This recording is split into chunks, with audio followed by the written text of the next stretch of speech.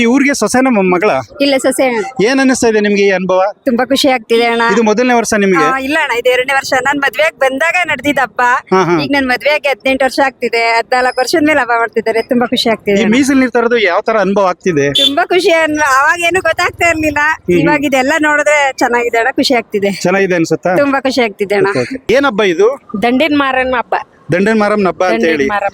ನೀವ್ ಯಾವ ಊರು ಮದುವೆ ಆಗಿರೋದು? ನಾವು ಗುಡ್ಗೇನಹಳ್ಳಿಗೆ ಆಗಿದ್ದೀವಿ. ಗುಡಿಗೆನಹಳ್ಳಿಗೆ. ಮಂಡ್ಯ ತಾಲೂಕು ಹ್ಮ್ ಹ್ಮ್ ಗುಡ್ಗೇನಹಳ್ಳಿ. ಹ್ಮ್ ಹ್ಮ್ ಈ ಅನುಭವ ಏನ್ ಅನ್ನಿಸ್ತದೆ ಮೀಸಲು ನೀರ್ ಈ ತರ್ತಾ ಇರೋದು? ಅನುಭವ ನಮ್ಗೆ 14 ವರ್ಷ ಆಗಿತ್ತು ಹಬ್ಬ ಆಗಿ ನಿಂತೋಗಿ.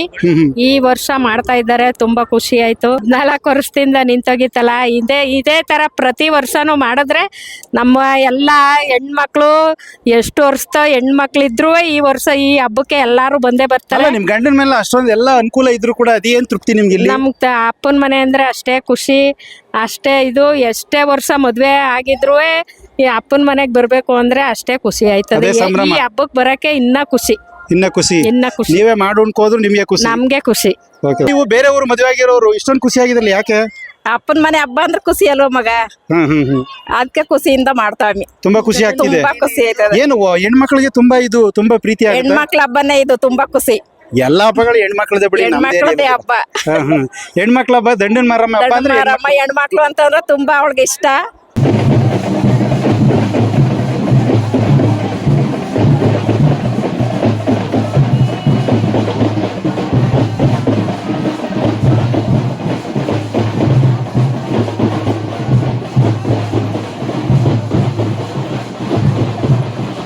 ಸ್ವಾಮೀಜಿ ನಮಸ್ತೆ. ನಮಸ್ಕಾರಪ್ಪ. ತಮ್ಮ ಪರಿಚಯ ಮಾಡ್ಕೋತೀರಾ? ನಾನು ಸ್ವಾಮಿ ನಾದಾನಂದನಾಥ್ ಅಂತ ಹೇಳಿ ರಾಮಕೃಷ್ಣ ಸೇವಾ ಕೇಂದ್ರದ ವ್ಯವಸ್ಥಾಪಕ ಟ್ರಸ್ಟಿ.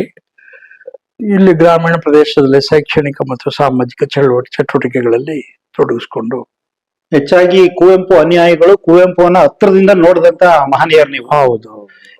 ಈಗ ಸ್ವಾಮೀಜಿ ನಾವೇನ್ ಕೇಳಕ್ ಇಷ್ಟಪಡ್ತಾ ಇದೀವಿ ಅಂದ್ರೆ, ಇವತ್ತು ತಮ್ಮ ಗ್ರಾಮದಲ್ಲಿ ಒಂದು ತುಂಬಾ ಆಧ್ಯಾತ್ಮಿಕವಾದಂತ ಒಂದು ಕಾರ್ಯ ಅಂತಂದ್ರೆ ಅದು ದಂಡನ್ ಮಾರಮ್ಮನ ಹಬ್ಬ ಅಂತ ನಡೀತು.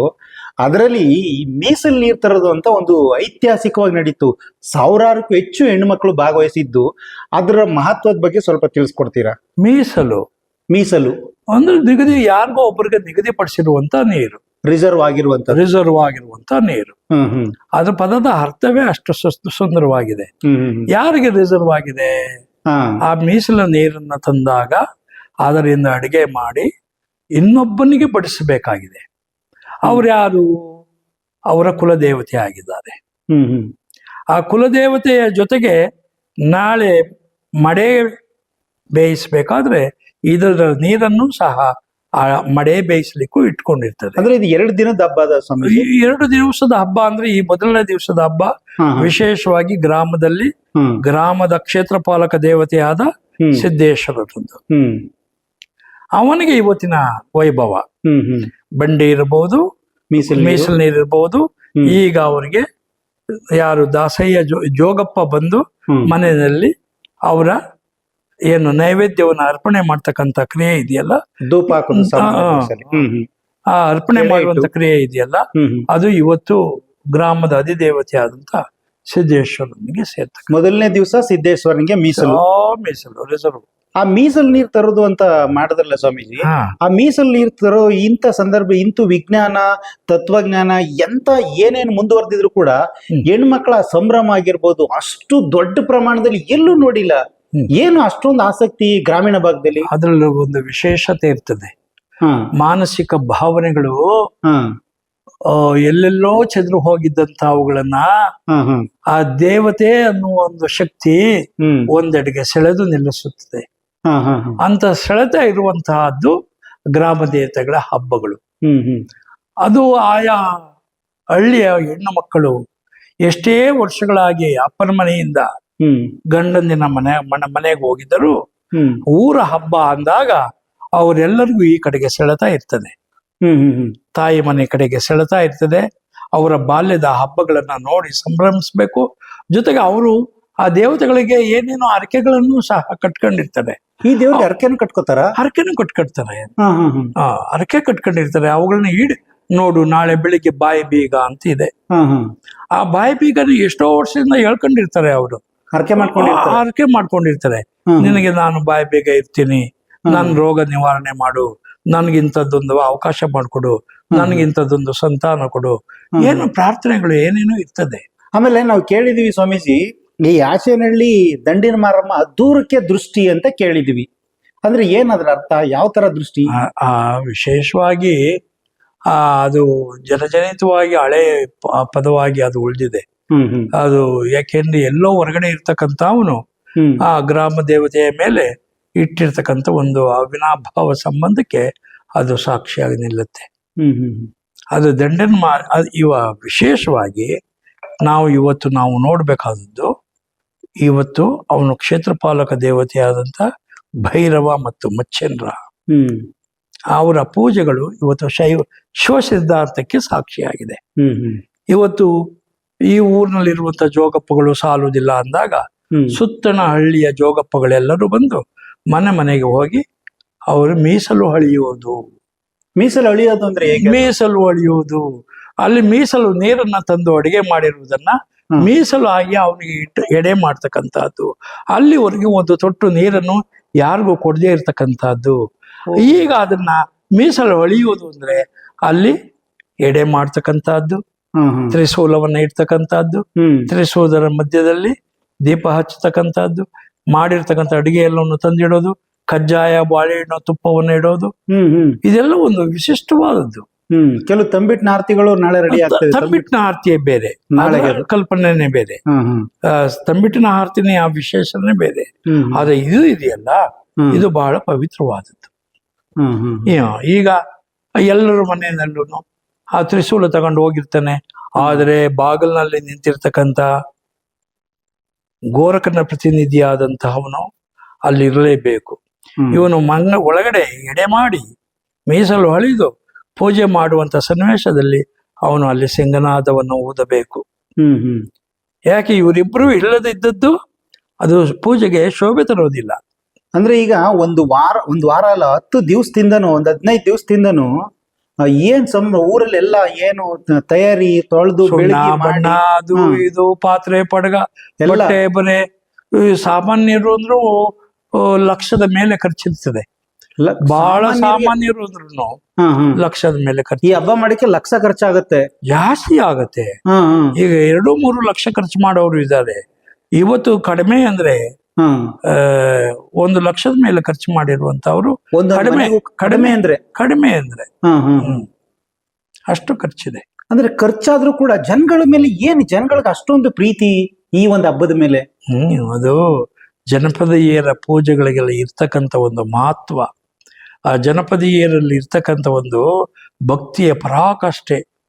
ಅದನ್ನೇ ನಮ್ಮ ಪೂರ್ವಿಕರು ಜನಪದದಲ್ಲಿ ಅವರು ಆಚರಿಸ್ಕೊಂಡು ಬಂದಂತ ದೇವರುಗಳನ್ನ ಅವರು ನೆನೆಯೋದಿದೆಯಲ್ಲ, ಅವಳು ಹೇಗೆ ನೆನಿತಾಳೆ, ಬೆಳಗಾಗಿ ನಾನೆದ್ದು ಯಾರ ನೆನೆಯಲ್ಲಿ ಎಳ್ಳೋ ಜೀರಿಗೆ ಬೆಳೆಯೋಳ ಬೊಮ್ತಾಯ ಎದ್ದೊಂದುಗಳಿಗೆ ನೆನೆದೇನು ನೋಡು ಎಷ್ಟೊಂದು. ಎಳ್ಳು ಜೀರಿಗೆ ಬೆಳೆದಂತ ಭೂಮಿಯನ್ನ ಸ್ಮರಿಸುವಂತಹದ್ದು. ಅಷ್ಟು ಪ್ರಾಚೀನ ಕಾಲದಿಂದ ಈ ಕೃಷಿ ಮೂಲದ ಹಬ್ಬ. ಇದು ಕೃಷಿ ಮೂಲದ ಹಬ್ಬ. ಯಾವುದೇ ನಿಮ್ಮ ಸಂಕ್ರಾಂತಿ ಆಗಿರಬಹುದು. ಯಾಕೆ ಇದು ಕೃಷಿ ಮೂಲದ ಹಬ್ಬ ಅಂದ್ರೆ, ಈ ಹಬ್ಬದ ನಂತರ ಹಿಂಗಾರು ಮಳೆಯನ್ನ ಕಾಯುವಂತ ದಿನಗಳು. ಹಿಂಗಾರು ಮಳೆ ಬಿದ್ದ ತಕ್ಷಣವಾಗಿ ಉಳುಮೆಯನ್ನ ಮಾಡ್ತಕ್ಕಂತಹದ್ದು, ಜೋಳವನ್ನ ಬಿತ್ತನೆ ಮಾಡ್ತಕ್ಕಂತಹದ್ದು.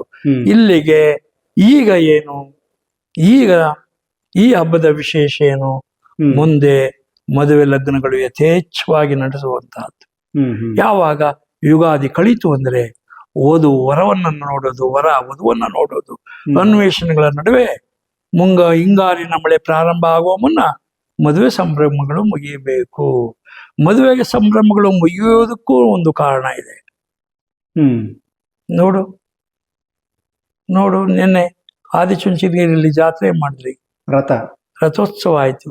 ಯಾರು ಬಂದವ್ರನಲ್ಲಿ? ಗಂಗಾಧರ. ಯಾರ ಜೊತೆಯಲ್ಲಿ ಬಂದ?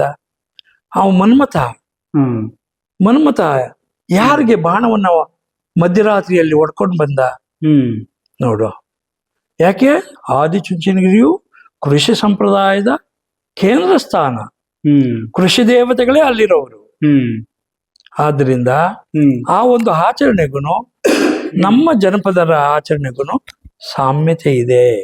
ವೈದಿಕ ಆಚರಣೆಗಳಲ್ಲ, ಹ್ಮ್ ಜಾನಪದೀಯ ಆಚರಣೆಗಳು, ಜಾನಪದ ಆಚರಣೆಗಳು, ಅದು ನೆಲಮೂಲ ಸಂಸ್ಕೃತಿ. ನೆಲಮೂಲ ಸಂಸ್ಕೃತಿಯಿಂದ ಬಂದಂತಹವು. ಸ್ವಾಮೀಜಿ, ನಾವೀಗ ಈ ದಂಡಿನ ಮಾರಮ್ಮ ಅಂತಂದ್ರೆ ಬರೀ ಯಾಚನಹಳ್ಳಿಗೆ ಸೀಮಿತ ಅಲ್ಲ, ನೂರಾರು ಹಳ್ಳಿಗಳಲ್ಲಿ ಹೌದು. ಇರುವಂತ ನೆಲೆ. ಎಲ್ಲೆಲ್ಲಿ ದಂಡು ಬೇಡು ಬಿಟ್ಟಿತ್ತೋ. ಏನಂಗಂದ್ರೆ ದಂಡಿನ ಮಾರಮ್ಮ ಅಂದ್ರೆ ಇವ್ರ ಇತಿಹಾಸ ಏನ? ದಂಡು ಅಂದ್ರೆ ಮೈಸೂರು ಸಂಸ್ಥಾನವನ್ನ ಮುತ್ತಿಗೆ ಹಾಕಲಿಕ್ಕೆ ಇಂಗ್ಲಿಷ್ನವರು ಇವತ್ತು ಇರುವ ಮೇಕೆದಾಟಿನ ಮೂಲಕ ಮೈಸೂರು ಪ್ರಾಂತ್ಯಕ್ಕೆ ಪ್ರವೇಶವನ್ನ ಪಡೀತಾರೆ. ಇಂಗ್ಲಿಷ್ನವರು ಬ್ರಿಟಿಷರು ಅವರು ಬರುವಾಗ ಒಂದು ಷರತ್ತು ವಿಧಿಸ್ತಾರೆ. ಏನ್ ಸರ್? ಖಂಡೋಜಿರಾವ್ ಮತ್ತು ಮೈರ್ಸಾದಕು ಪೂರ್ಣಯ್ಯನಿಗೆ ನಿಮ್ಮ ಜನರನ್ನ ನಮಗೆ ಕೊಟ್ಟರೆ ನಾವು ಅವರನ್ನ ತಯಾರಿ ಮಾಡಿ ಸೈನಿಕರಾಗಿ ರೂಪಿಸುತ್ತೇವೆ. ಯಾರು ಸೈನ್ಯ? ಇವರು ಬ್ರಿಟಿಷರು. ಅದಕ್ಕೆ ಕೇಂದ್ರ ಸ್ಥಾನ ಯಾವ್ದು? ತರಬೇತಿ ಶಾಲೆ ಯಾವುದು? ಕಬ್ಬಾಳ್ ದುರ್ಗ. ನಮ್ಮ ಕನಕಪುರ ಕಬ್ಬಾಳು. ಹೌದು. ಇತಿಹಾಸ ಇಲ್ಲಿಲ್ಲ. ಹೌದು.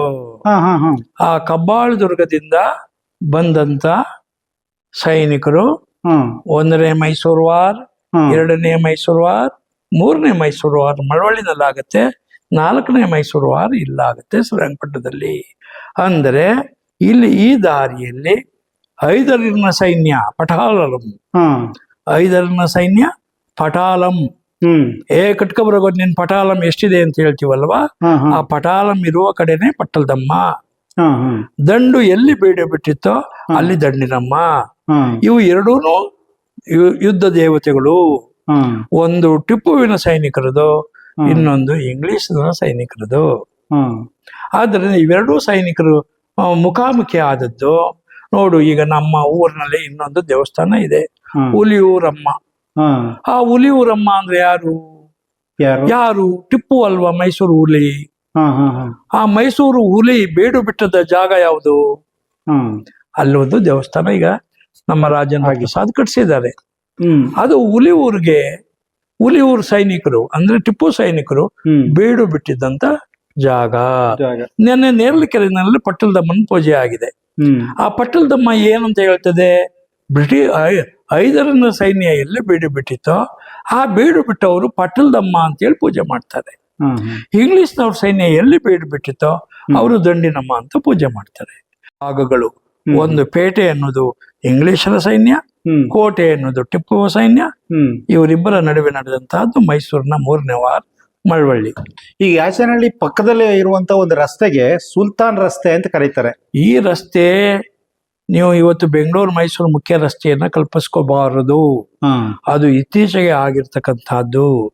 ಈ ರಸ್ತೆಯು ಅಂದು ಮೈಸೂರು ರಾಜಮನೆತನ ಜೊತೆಗೆ ಹೈದರು ಟಿಪ್ಪು ಕಾಲದಿಂದಲೂ ಈ ರಸ್ತೆ ಇದೆ. ಅಂದ್ರೆ ಮೈಸೂರು ಮಹಾರಾಜರು ಹೌದು ರಸ್ತೆ. ಹೌದು. ಇದು ಬಿಡದಿ ಹತ್ರ ಹತ್ತುತ್ತೆ. ಅಲ್ಲಿ ಬಿಡಾರ ಹೂಡಿದ್ದ ಊರು ಬಿಡದಿ. ಅಲ್ಲಿ ಮೈಸೂರು ಮಹಾರಾಜರು ಬಿಡಾರ ಹೂಡಿದ್ಕೆ ಬಿಡದಿ. ಬಿಡದಿ.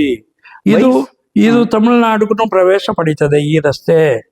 ಇದು Bengaluru Chamarajpet first main road ಹೋದ್ರೆ ಆ ರೋಡ್ ನಲ್ಲಿ ನಿಮ್ಗೆ ಒಂದು ಕಲ್ಲು ಸಿಗುತ್ತೆ, ಅದು ಸುಲ್ತಾನ್ ರೋಡ್ ಅಂತ ಹೆಸರಿದೆ. ಯಾಕೆ ಅಂದ್ರೆ ಆ ಚಾಮರಾಜಪೇಟೆಯ ಫಸ್ಟ್ ಮೇನ್ ರೋಡ್ ನಲ್ಲಿ ಟಿಪ್ಪು ಕೋಟೆ ಇದೆ, ಟಿಪ್ಪು ಪ್ಯಾಲೇಸ್ ಇದೆ. ಆದ್ರಿಂದ ಈ ರಸ್ತೆ ಅಲ್ಲಿಗೆ ಸಂಪರ್ಕ ಕಲ್ಪಿಸುತ್ತೆ. ಎಲ್ಲಿ? ಮಿಂಟೋ ಕಣ್ಣ ಆಸ್ಪತ್ರೆ ಹತ್ರ. ಆದ್ರಿಂದ ಇವೆಲ್ಲ ಸಾಕ್ಷಿಗಳು ಅನೇಕ ಇವೆ. ಈ ಮೀಸಲು ಎಳೆಯೋದು ಅಂತ ಇವತ್ತಿತ್ತು, ಏನಿತ್ತು ಮೀಸಲು ನೀರು ತರೋದು ಅಂತ ಇತ್ತಲ್ಲ ಸ್ವಾಮೀಜಿ, ಎಲ್ಲ ತುಂಬಾ ಕಡೆ ನಾವು ನೋಡಿದ್ವಿ. ಆದ್ರೆ ಇವತ್ತು 1000ಕ್ಕೂ ಹೆಚ್ಚು ಜನ ಮೀಸಲು ನೀರು ತಂದದನ್ನ ನೋಡಿದ್ವಿ. ಅವು ಹೆಚ್ಚಾಗಿ ಇಲ್ಲಿ ಹೆಣ್ಮಕ್ಳಿಗಿಂತ ಹೊರಗೆ ಮದುವೆ ಆಗಿರೋ ಹೆಣ್ಮಕ್ಳೇ ಬಂದಿದ್ರು. ಏನಾದ್ರ ಒಂದು ಪ್ರತೀತಿ? ತವರು ಮನೆಯ ಸೆಳೆತ ಅದನ್ನು ನಿವಾರಿಸ್ಕೊಳ್ಳೋಕೆ ಆಗೋದಿಲ್ಲ.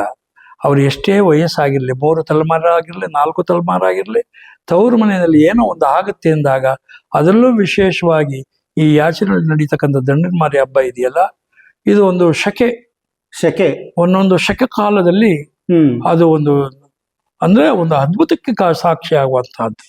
ಎಷ್ಟೋ ಕಡೆ ದಂಡನ್ಮಾರಮ್ಮ ದೇವಸ್ಥಾನ ಇದ್ರೆ ಯಾಚನಹಳ್ಳಿದೆ ಒಂದು ಇತಿಹಾಸ. ಹೌದು. ಆಮೇಲೆ ಜೊತೆಗೆ ಯಾಚನಹಳ್ಳಿ ಈ ವಿಷಯ ಇತಿಹಾಸಕ್ಕೆ ಒಂದು ಕಾರಣ ಇದೆ. ಈ ಊರನ್ನು ಕಟ್ಟಿದವನು ಹ್ಮ್ ಯಚಾ ಬುದ್ಧಮಿತ್ರ ಅಂತಕ್ಕಂಥವನು. ಯಚ ಬುದ್ಧಮಿತ್ರ, ಯಚ ಬುದ್ಧ ಮಿತ್ರ ಅಂತ. ಯಚಾ ಬುದ್ಧಮಿತ್ರ ಎಷ್ಟು ಗಂಗ ವಂಶದಿಂದ ಬಂದವನು. ಅವರಪ್ಪ ಮಾರಸಿಂಹ. ಹ್ಮ್. ಆ ಮಾರಸಿಂಹ ಕಟ್ಟಿರುವ ಕೆರೆಯೇ ಮಾರಸಿಂಹನ ಕೆರೆ. ಹ್ಮ್ ಹ್ಮ್ ಅವನ ಮಗನೇ ಯಚಾ ಬುದ್ಧಮಿತ್ರ. ಹ್ಮ್ ನಾನು ಹೇಳ್ತೇ ಇಲ್ಲ, ಶಾಸನದಲ್ಲಿದೆ. ಶಾಸನದಲ್ಲಿದೆ. ಇದು ಎಷ್ಟನೇ ಶತಮಾನದ್ದು, ಎಷ್ಟನೇ ಇಸ್ವಿದಿರ್ಬೋದು? ಗಂಗರು, ಗಂಗರ ಕಾಲದ್ದು. ಗಂಗರ ಕಾಲದ್ದು. ಅಂದ್ರೆ ಗಂಗರ ಕಾಲದ ಇತಿಹಾಸ ಇರುವಂತದ್ದು ಯಾಚನಹಳ್ಳಿ. ಹೌದು. ಹ್ಮ್ ಹ್ಮ್ ಓ, ಗಂಗರು ಈಗ ನೀವು ಬಂಡಿ ಕಟ್ಟದ್ದು ಯಾರ ಸಂಕೇತ? ಗಂಗರ ಸಂಕೇತ. ಹಾ, ಬಂಡಿಯಿಂದ ಎಲ್ಲಿಂದ ಬಂದವರು? ಹ್ಮ್ ಹ್ಮ್ ಉತ್ತರ ಭಾರತದಿಂದ ವಲಸೆ ಬಂದವರು. ಹ್ಮ್. ನೀವು ಈ ಬಂಡದೇವರ ಹಬ್ಬನ ಹ್ಮ್ ನೀವು ಕೋಲಾರದಲ್ಲೂ ನೋಡ್ಬಹುದು, ಹ್ಮ್ ಹ್ಮ್ ಕೋಲಾರ ಜಿಲ್ಲೆನಲ್ಲೂ ನೋಡ್ಬೋದು, ಚಿಕ್ಕಬಳ್ಳಾಪುರ ಜಿಲ್ಲೆನಲ್ಲೂ ನೋಡ್ಬೋದು. ಹ್ಮ್. ಯಾತಕ್ಕೆ ಅದೊಂದು ಸೆಳೆತ ಇಲ್ಲಿಗೆ ಬರ್ತದೆ ಹ್ಮ್ ಹ್ಮ್ ಅಂದ್ರೆ, ಉತ್ತರದಿಂದ ಪೂರ್ವ ಗಂಗರು ಹ್ಮ್ ಹ್ಮ್ ಅಲ್ಲಿಂದ ದಕ್ಷಿಣಕ್ಕೆ ಬರ್ತಾರೆ. ದಕ್ಷಿಣದಲ್ಲಿ ಬಂದಾಗ ಇಲ್ಲಿ ಅನೇಕ ಸ್ತ್ರೀ ಪುರುಷನ ಆದಿಯಾಗಿ ಹ್ಮ್ ಗಂಗದೊರೆಗಳು ಆಳ್ವಿಕೆ ಮಾಡ್ತಾರೆ. ನಿಮ್ಮ ಪಕ್ಕದಲ್ಲೇ ಇರ್ತಕ್ಕಂಥ ಮಾರಸಿಂಹ, ಅವನ ಹೆಂಡತಿ ಮಾಕನಬ್ಬೆ, ಹ್ಮ್ ಅವನ ಮಗ ಯಚಾ ಬುದ್ಧಮಿತ್ರ ಈ ಊರಿನ ಸ್ಥಾಪಕ. ಆಮೇಲೆ ಸ್ವಾಮಿ- ಆದ್ದರಿಂದ ಹ್ಮ್ ಇಲ್ಲಿ ಏನೇ ಸಂಘರ್ಷಗಳಾಗ್ಬೇಕು ಅಂದ್ರೂ ಅದಕ್ಕೆ ಅವಕಾಶ ಕೊಡದೇ ಇರ್ತಕ್ಕಂಥದ್ದು ಆ ಯಚಾ ಬುದ್ಧಮಿತ್ರನ ಒಂದು ವಿಶೇಷ ಗುಣ.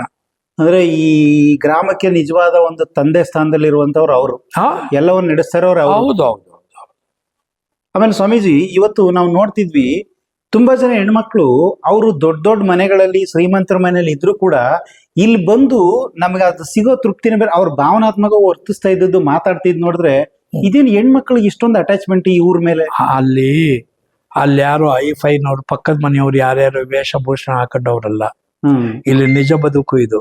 ಹ್ಮ್ ಈ ನಿಜ ಬದುಕಿನ ಜೊತೆ, ಜನರ ಜೊತೆಯಲ್ಲಿ ಆ ನಿಜ ಬದುಕಿನಿಂದ ಹೊರ ಹೋಗಿರ್ತಕ್ಕಂಥ ಮಕ್ಕಳು ಬಂದ ತಕ್ಷಣ ಹ್ಮ್ ಅದ್ರ ಸೆಳೆತನೇ ಬೇರೆ, ಅಲ್ಲ, ಕೆಲವರು ಅದ್ರ ನಮ್ಮ ಹುಮ್ಮಸ್ಸೇ ಮನೆಯಲ್ಲಿ ಬೇರೆ. ತುಂಬಾ ಶ್ರೀಮಂತಿಕೆ ಇರ್ಬೋದು, ಚೆನ್ನಾಗಿದ್ದೀವಿ, ಆದ್ರೆ ನಮ್ಮ ಊರಿಗೆ ಬಂದು ಇಲ್ಲಿ ಬಂದು ಜನಗಳ ಜೊತೆ ನಮ್ ದಂಡನ್ ಮಾರಮ್ಮನ ಹಬ್ಬ ಸಂಭ್ರಮಿಸೋದೇ ಒಂದ್ ಖುಷಿ, ನಮ್ಗೆ ಬಿಸಿಲು ನೀರು ತಂದಿದ್ದೇ ಒಂದ್ ಖುಷಿ. ಅವ್ರ ಸಂಭ್ರಮ ಅಂತ ಉರಿ ಬಿಸ್ಲಿತ್ತು, 4 ಗಂಟೆ ಬಿಸಿಲು ತಡ್ಕೊಳಕ್ ಆಗ್ತಿರ್ಲಿಲ್ಲ.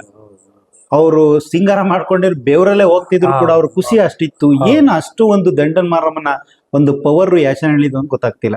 ಎಲ್ಲ ದಂಡನ ಮಾರಿಗಿಂತ ವಿಶೇಷವಾಗಿ ಈ ಯಾಚನೆಗಳಿಗೆ ಇರ್ತಕ್ಕಂಥ ಒಂದು ಚಾರಿತ್ರಿಕ ಹಿನ್ನೆಲೆ. ಹ್ಮ್ ಹ್ಮ್ ಹ್ಮ್ ಅದು ನನ್ಗೆ ಈಗ 70, ಇವತ್ತಿಗೆ 70 ತುಂಬಿತು. ಇವತ್ತಿಗೆ 70 ತುಂಬಿತು. ಇವತ್ತು ನಿಮ್ಮ ಹುಟ್ಟಿದ ಹಬ್ಬ ಕೂಡ. ನನ್ನ ಬಾಲ್ಯದ ದಿನದಿಂದ ಕೇಳಿ ಬಂದಿರುವಂತಹದ್ದು, ಎಷ್ಟೇ ಸಂಘರ್ಷಮಯ ವಾತಾವರಣ ಸೃಷ್ಟಿಯಾದರೂ ಇಲ್ಲಿ ಹ್ಮ್ ಅವೆಲ್ಲವೂ ನಿವಾರಣೆ ಆಗ್ತದೆ ಅನ್ನೋದಕ್ಕೆ ಇವತ್ತು ನಡೀತಿರ್ತಕ್ಕಂಥ ಹಬ್ಬನೇ ಸಾಕ್ಷಿ. ಈ ಹಬ್ಬ ಒಂದ್ 14 ವರ್ಷದಿಂದ ನಿಂತೋಗಿತ್ತಂತೆ ಸ್ವಾಮೀಜಿ. ಹೌದು ಈಗ ಮತ್ತೆ ಸ್ಟಾರ್ಟ್ ಆಗಿದೆ. ಹೌದು ಆದ್ರೆ ಆ ಸ್ಟಾರ್ಟ್ ಆಗೋದಕ್ಕೆ ಕ್ಯೂರಿಯಾಸಿಟಿ ಎಷ್ಟಿತ್ತು, ಜನಗಳು ಅದೇನು ಭಾಗವಹಿಸಿದ ರೀತಿ ಇವತ್ತು? ಹೌದು. ಅಂದ್ರೆ ನಿಮ್ ಪ್ರಕಾರ ಯಚಾ ಬುದ್ಧ ಅನ್ನೋನು ಇದನ್ನೆಲ್ಲ ನಿಂತು ನಡೆಸ್ತಾ ಇದ್ದ ಬುದ್ಧಮಿತ್ರ, ಬುದ್ಧಮಿತ್ರ, ಯಚಾ ಬುದ್ಧಮಿತ್ರ. ಹ್ಮ್ ಹ್ಮ್ ಅದು ನಾದಾಂತರಂಗ ಕೊಡಪ್ಪ. ಹ್ಮ್ ಹ್ಮ್ ಅದೇನು ಕಥೆ ಅಲ್ಲ, ಹ್ಮ್ ಹ್ಮ್ ಥಿಯೋಸಾಫಿಕಲ್ ಸೊಸೈಟಿಯಿಂದ ತರಿಸಿದ್ದೀನಿ. ಹಿಸ್ಟ್ರಿ ಇದೆ ಈ ಅದಕ್ಕೆ. ಇತಿಹಾಸ ಇದೆ, ಹ್ಮ್ ಹ್ಮ್ ಯಾವ್ದಾದ್ರು ಕಥೆ ಹೇಳ್ಬಾರ್ದು, ಹ್ಮ್ ಹ್ಮ್ ಇತಿಹಾಸ ಇದೆ. ಹೌದೌದು. ಆ ಇತಿಹಾಸದ ಮೇಲೆ ನಾನು ಹೇಳ್ತಿರ್ತಕ್ಕಂಥದ್ದು. ಹ್ಮ್ ಹ್ಮ್ ಮಾರಸಿಂಹ ಯಾರು, ಹ್ಮ್ ಹ್ಮ್ ಗಂಗದೊರೆ ಯಾರು ಹ್ಮ್ ಹ್ಮ್ ಅನ್ನೋದೆಲ್ಲ ಇತಿಹಾಸ ಇದೆ. ಹ್ಮ್ ಹ್ಮ್ ಸರ್ ನಮಸ್ತೆ, ತಮ್ಮ ಹೆಸರು? ನಮಸ್ಕಾರ, ನನ್ನ ಹೆಸರು OM ಚಂದ್ರು ಅಂತ. ಇದು ಯಾವ ಊರಿಗೆ ಏನ್ ಕಾರ್ಯಕ್ರಮ ಸರ್ ಇದು? ಟಿ ನರಸೀಪುರ ತಾಲೂಕು ಬನ್ನೂರು ಹೋಬಳಿ ಯಾತನಹಳ್ಳಿ ಗ್ರಾಮ ನಮ್ದು. ಇದು ದಂಡಿರ್ ಮಾರಮ್ಮ ಅಂತ ಗ್ರಾಮ ದೇವತೆ ಹಬ್ಬ. ಇವತ್ತೇನು ಇಷ್ಟು ಜನ ಸೇರಿದ್ರಲ್ಲ ಸರ್ ಇದು? ಇಲ್ಲಿ ನಮ್ಮೂರಲ್ಲಿ ಇವತ್ತು ದಂಡಿರ್ ಮಾರನ ಹಬ್ಬದ ವಿಶೇಷವಾಗಿ ಮೀಸಲು ನೀರು ಅಂತ ತರ್ತೀವಿ, ಹೊಸ ನೀರು ಅಂತ. ಅದಾದ್ಮೇಲೆ ಬಂಡಿ ಓಡಾಡಿಸ್ತಾ ಇದೀವಿ. ಬಂಡಿ ಅಲ್ಲಿ ಸಿದ್ದಪ್ಪನ ದೇವಸ್ಥಾನದಿಂದ ಎಷ್ಟು ಬಂಡಿ ಇದೆ ಸರ್ ಇದು? 4 ಬಂಡಿ. 4 ಬಂಡಿಗಳು. 4 ಬಂಡಿ ಅಂದ್ರೆ 4 ಬಂಡಿ ಅಂದ್ರೆ ಯಾರ್ಯಾರಿಗೆ ಡಿವೈಡ್ ಯಾವ ತರ ಇರುತ್ತೆ? ಇದು 4 ತೆಂಡೆಗಳಿದೆ.